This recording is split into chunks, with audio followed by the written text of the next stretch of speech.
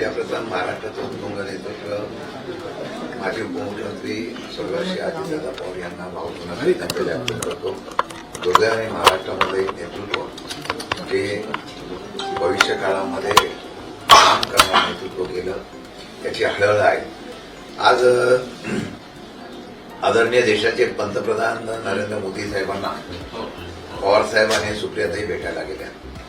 सकाळपासून बातमी आहे आणि त्या बातमीच्या वेगवेगळ्या प्रकारच्या चर्चा चॅनलवरून सुरू झाल्या. मला पण प्रश्न विचारण्यात आले. मी स्पष्ट करू इच्छितो की काल जंतर मंतरवर अभिजित तिपकेला आणि त्यांच्या असलेल्या विद्यार्थ्यांच्या आंदोलनाला पाठिंबा देण्यासाठी आदरणीय शरदचंद्रजी पवार साहेब आणि सुप्रियाताई सुळे ह्या स्वतः भेट द्यायला गेल्या होत्या. आणि पवार साहेबांचा आपल्याला इतक्या वर्षाचा अनुभव असेल की पवार साहेब ज्यावेळेला एखाद्या विषयाच्या संदर्भामध्ये आश्वासित करतात तेव्हा संबंधितांच्या बरोबर बैठक करण्याचा पहिला ते पुढाकार घेतात. काल या आंदोलनाचा भाग म्हणूनच त्यांनी आज देशाचे पंतप्रधानांच्या बरोबर भेट घेतली आणि मला वाटतं विद्यार्थ्यांच्या असलेल्या प्रश्नाच्या संदर्भातून त्यांनी चर्चा केलेली आहे. ही करत असताना अनेक प्रश्न असतात आणि त्या प्रश्नाबाबतीमध्येच फक्त ही भेट असेल अशी माझी खात्री आहे. आता याला एनडीएमध्ये जाण्याचा प्रश्न, त्यानंतर विलिनीकरणाचा प्रश्न आणि बाकीच्या प्रश्नाची जी चर्चा सुरू झालेली आहे, मी स्पष्ट करू इच्छितो. जर एनडीएच्या बाबतीमधली भूमिका असती तर मग महाराष्ट्रामध्ये आदरणीय शरदचंद्रजी पवार पक्षाच्या वतीने मला वाटतं 27 जिल्ह्यामध्ये आंदोलन झालं ती झाली नसती. एनडीएच्या विरोधामध्ये भूमिका आम्ही घेतली नसती. किंबहुना पवार साहेबांनी सुद्धा परवाच्या दिवशी स्पष्ट शब्दामध्ये सांगितलेलं आहे की झालेल्या विद्यार्थ्यांचं हे आंदोलन दडपण्याचा प्रयत्न होता ते चुकीचं आहे. हे आंदोलन चालू राहील आणि माझा त्याला पाठिंबा आहे. सुप्रियाताईंनी सुद्धा तशा प्रकारची भूमिका घेतली. आम्ही सगळ्यांनी भूमिका घेतल्या असल्यामुळे मला वाटतं की एनडीएच्या बाबतीमधला जर विषय असेल तर मग आम्ही त्यांच्या विरोधात भूमिका का घ्यावी. मग विरोधात भूमिका घेतली नाही याचा अर्थ असा आहे की आम्ही त्याच्या प्रकारची कुठल्याही प्रकारची चर्चा आमच्याकडे नाही. या आंदोलनाच्या निमित्तानं एकदा प्रश्न आंदोलन येत होतोय की कार्यकर्ते देखील संभ्रमात आहेत की कुठेतरी एनडीएमध्ये जात आहे आणि त्या अनुषंगानं अशा पद्धतीनं भेटीगाठी होत आहेत. अचानक थेट सुप्रिया सुळे आणि शरद पवारांनाच भेट घेतली नाही. देशाच्या प्रमुखाची, राज्याच्या मुख्यमंत्र्यांशी अनेक वेळेला भेटी होतात ना. या भेटी झाल्या म्हणजे लगेच प्रवेशा संदर्भामध्ये आणि एनडीएमध्ये जाण्याचा प्रश्न येतोच कुठे. मी आताही स्पष्ट केलंय एनडीएमध्ये जाण्याच्या बाबतीमधला कुठलाही चर्चा, कुठलाही प्रस्ताव आमच्याकडे नाही आणि सातत्याने कोणाची भेट झाली की लगेच एनडीएच्या मध्ये तुमचा प्रवेश होणार का याची चर्चा आता थांबवूया असं माझं कळकळीची विनंती आहे. देशभरामध्ये जोरदार आंदोलन सुरू आहेत. आज देखील आंदोलन सुरू होत आहे. उद्धव ठाकरे होते, शरद पवार, मनोज जरांगे अशा अनेक महाराष्ट्रातून मंडळी जात आहेत आणि पंतप्रधानांचा राजीनामा मागितला जातोय. अमित शहाचा देखील राजीनामा मागितला जातोय. माझ्या माहितीप्रमाणे मी मागेही सांगितलं होतं संघटितपणे जर विरोध केला तर त्याची तीव्रता वाढू शकते. उद्या मला वाटतं की वंचित आघाडी प्रकाश आंबेडकरांनी सुद्धा मुंबई बंदचा आवाज दिलेला आहे.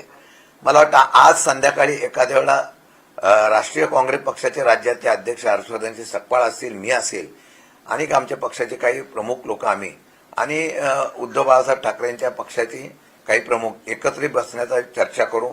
या आंदोलनाला पुढे कशा दिशा ठरवावी याच्या बाबतीमध्ये एखाद्या वेळा चर्चा आमची होईल आणि मला वाटतं की देशभरातून आता या आंदोलनाला पाठिंबा फार मिळतोच आहे. पण या आंदोलनाला ज्या पद्धतीने सत्तारूढ पक्षाच्या वतीने आतंकवादी किंवा अशा प्रकारची उपमा देऊन ज्या पद्धतीने त्यांचं असलेला टीका करण्याचा प्रयत्न होता त्याचा पहिला निषेध करतोय. मला वाटतं की अजूनही सरकारच्या आणि त्यांच्या असलेल्या प्रमुखांच्या डोक्यामध्ये या असलेल्या आंदोलनाच्या बाबतीमधला गांभीर्य नाही. ते फार गर्वात आहेत. परंतु आंदोलन तीव्र होईल त्यावेळेला मला 100% खात्री आहे की महाराष्ट्रामध्ये त्याची तीव्रता तुम्हाला पहिल्या प्रथम दाखवायला आणि पाहायला मिळेल. आज आम्ही त्याची दिशा ठरवण्याचा सुद्धा प्रयत्न करू. मला वाटतं की येणाऱ्या काळामध्ये आंदोलन जसं लांबत जाईल तशा प्रकारच्या आंदोलनाची तीव्रता वाढेल अशी मला शक्यता वाटते.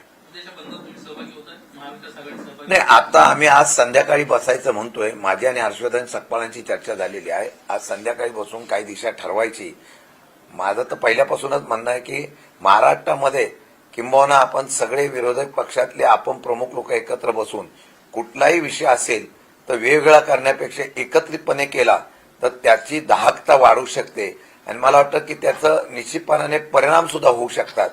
त्याच्याबद्दलची भूमिका निश्चित करण्याची निर्णय आम्ही 1-2 दिवसामध्ये घेणार आहोत. शशिकांत शिंदे साहेब, आज उद्धव ठाकरे दिल्लीत आहेत.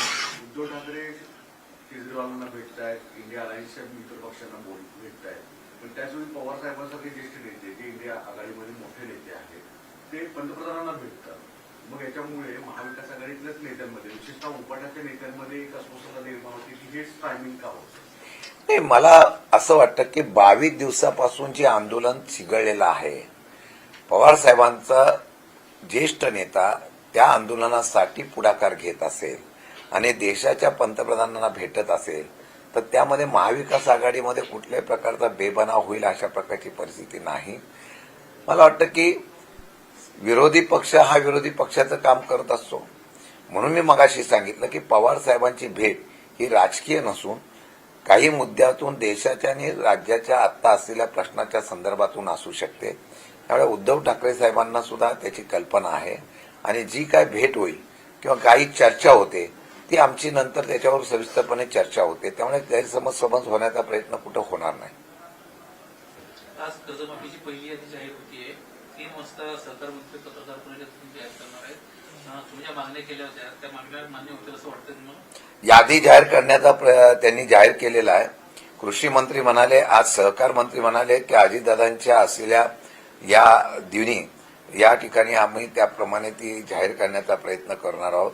आता ती यादी झाल्यानंतर कशा पद्धतीने त्यांनी निकष नियम बनवलेले आहेत ते बघून मग पुढचा आम्हाला निर्णय योग्य आहे का नाही याचा अभ्यास करावा लागेल. दिल्लीमध्ये आज जो प्रधानमंत्री मोदी और पवार साहब की मुलाकात हुई है, उसको लेकर कई कयास लगाए जा रहे हैं कि आने वाले दिनों में एनडीए में पवार पार्टी आ जाएगी. अरे, देश के कुछ सवालों के लिए, कुछ प्रश्न के लिए अगर एक ज्येष्ठ नेता देश के पंतप्रधान को मिलता है तो उसमें हर्जी क्या है? मेरे ख्याल से कल जो पवार साहब ने जंतर मंतर पे वहां के विद्यार्थियों के आंदोलन में अभिजीत जी को मिलकर पाठिंबा डिक्लेयर किया, उसके बाद उसमें रास्ता निकलना चाहिए. इसलिए अगर उन्होंने पंतप्रधान नरेंद्र मोदी साहब का अगर मीटिंग लिया होगा, उनकी बैठक हुई होगी तो उसमें गलत ऐसा कुछ किया नहीं ऐसा मुझे लग रहा है. और उसका और तरीके से भी आप लोग सब देख रहे हैं कि एनडीए में अभी शामिल होने के लिए मीटिंग हो गई. क्या वो खुलेआम गए ना, ऐसा छुप के तो गए नहीं और खुलेआम जाके बातचीत की है और उसका फोटो भी रिलीज हुआ है. इसका मतलब है कि कुछ सवालों के लिए अगर गए होंगे तो उसका एनडीए से कुछ शामिल होने का कोई मतलब नहीं है. दुसरीकडे मनोज जरांगे यांनी दिल्लीमध्ये जंतर मंतर तिथे सांगितलं की जर मुलांना विद्यार्थ्यांना लहान केले तर भाजपच्या नेत्यांना राज्यात फिरणं मुश्किल होईल. तुमची हीच भूमिका आहे? खरं म्हटलं तर कालची घटना ही पूर्णपणाची निषेधार्थ आहे. मी जे पाहिलेलं आहे, लाठीचार्ज मुलांमुलींवर करतच होते, परंतु त्या पोलिसांच्या किंवा काही लोक ज्या पद्धतीने काट्या हातात घेऊन होते ते नक्की पोलीस होते का याचा सुद्धा आता चर्चा व्हायला लागलेली आहे. म्हणजे स्वयंसेवक त्या पोलिसांच्या बरोबर लाठीचार्ज करत असताना पोलीस त्यांना अधिकार कसे देत होते? आणि ही हुकुमशाही आहे. माझं तर म्हणणं असं आहे की ज्या लोकांनी अशा प्रकारचा अधिकार नसताना लाठीचार्ज ज्यांनी केला असेल त्यांच्यावर पहिले गुन्हे दाखल करून त्यांना अटक करा. फोटो समोर आलेले आहेत. फोटो समोर आलेल्यानंतर सुद्धा त्या लोकांना विद्यार्थी आणि तिथली लोक विचारतात तुम्ही पोलीसवाले आहेत काय, तुमचे बेल कुठे आहे, नंबर प्लेट कुठे आहे, नाव कुठे आहे, काही सांगत नाही, उलट त्यांना मारहाण करतायत. याचा अर्थ हा प्री प्लान या ठिकाणचा असलेला घटना होती. हे चिरडून टाकायचं. पोलीस यंत्रणा कदाचित पोलीस यंत्रणा ही भावनिक होईल आणि त्या विद्यार्थ्यांना सपोर्ट करेल का काय, आंदोलन करण्यावर कारवाई करेल का नाही ही शंका असल्यामुळे काही लोकांना असं तयार केलं का काय आणि आंदोलन करण्याच्या विरोधामध्ये त्यांना मारहाण झाली काय याची चौकशी करून यात अशा प्रकारचे कोण घुसखोर गेले असतील, त्यांचे आतंकवादी जे घुसले असतील, सरकार पुरस्कृत त्यांच्यावर कारवाई करण्याच्या बाबतीमधली मागणी आम्ही आज करतोय.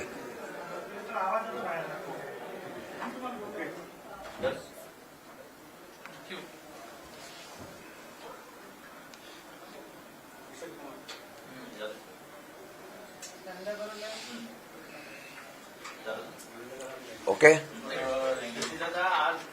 काल त्या लहान मुलासकट त्या गाडीमध्ये बसवलं होतं त्या बाईला त्या मुलाला आणि नंतर त्या लहान मुलाला बसवल्याचा गंभीर परिणाम तिने तक्रार केल्या होती. आज त्याच्या अंगठ्याने आज तिला माफी मागण्यासाठी नायनाच्या ठिकाणून दबाव येतो. तिथे प्रेस चालली त्या बाई काय पारसकर नावाची बाई होती. तिला काय? लहान मुलगा आहे तिचा 8 वर्षाचा, त्याच्या सकट कोंबलंय पोलीस गाडी. त्याच्यावरती तिने आज तक्रार केली. त्याच्यावरती हे का घेऊ नये म्हणून बाल अन्याय प्रतिबंध कायद्याचा गुन्हा त्याच्यावरती. ते आता त्याच्या पाठी लागलेत की लालून चालून चालले मागे घ्या.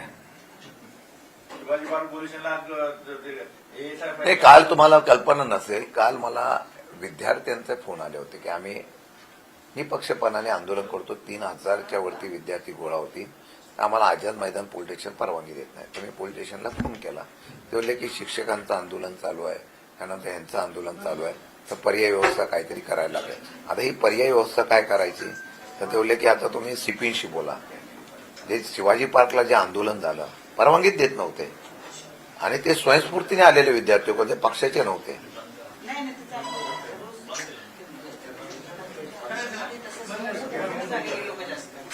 आणि विशेष म्हणजे आता जमा